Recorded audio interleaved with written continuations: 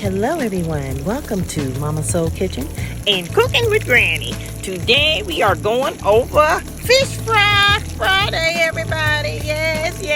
We have some good old catfish nuggets over here, you guys. And you know, it's about the flavors that you guys put in your cornmeal, everybody, okay?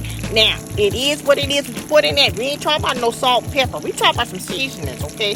It's very important to use seasonings when you're using fish fry meal, everybody, okay? Now, if you don't use the right stuff, they're going to talk about you at the church. We got some good old nice steak cut fries over there as well, and they're going to be seasoned to perfection as well as with that. Now, you don't want to be talked about at the church because they're going to talk about you. Look at all that seasoning. Look at all that all flavor. That's all flavor, everybody. You want to season your foods with flavor with Momma Soul Kitchen Seasonings coming soon.